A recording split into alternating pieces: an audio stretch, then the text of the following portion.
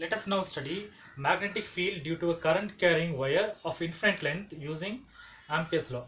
Okay, it's a very simple thing only. See, earlier we derived this thing. Okay, magnetic field due to current carrying wire, but that used a lot of geometry and all. Okay, but this is very simple only.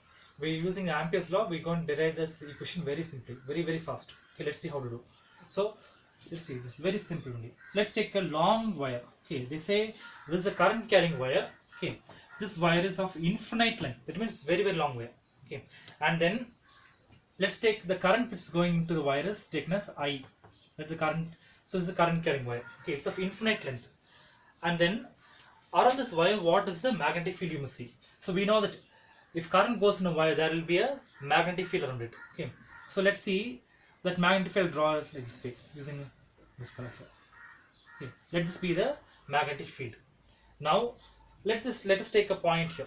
Okay, so this is a point here, and from this point to the circle, let the distance be small r. Okay, so let this point be O, and this point is here. Okay, let's name this point as A. Now what we do, we take a small element here. Okay, let's take a small element here, that is dB or dl. So that is, that small element length is dl. Okay. Now you can see the velocity will be in this way. Okay, and then you can also see that there's a magnetic field there. The magnetic field dB will be in this direction here. Okay, so the magnetic field and this element here, that will be in the same direction. Okay, so now let us go to the derivation part here. Yes. And they also say that n cap. Okay, n cap is also in this direction. So for now you just take the dl and dB are in the same direction. Okay, so let us now see the Ampere's circuit law. So what does it state? It states that the closed integral, like this way, of the product of magnetic field and the element length dl is equal to mu naught times the current here, current enclosed. Okay, so this is a dot product, you must remember. Okay, so let's see what is A vector dot B vector equal to. A vector dot B vector is equal to AB cos theta. Okay, this you must remember. Using vectors we learnt now last year. So cos theta. Now you see dB and dl. Okay, they're both in the same direction. So angle is 0. So theta is equal to 0 degrees. Okay, let's substitute and see. Okay, we'll substitute this thing. So what happens is closed integral of A vector dot B vector is AB cos theta. So we'll get here B into dl cos theta is equal to mu naught times I. Okay, so let's substitute the value of theta here. Cos 0. What's the value of cos 0? Cos 0 value is 1. So we get here cos 0, that's equal to 1. Okay, so when substitute this, we get cos 0, that's 1. We need not write this. So closed integral of B dl is equal to mu naught times I. So if you see, magnetic field is a constant, so we can take B outside. So we get here B into closed integral of dl is equal to mu naught times I. Okay, so dl means what? The small element here.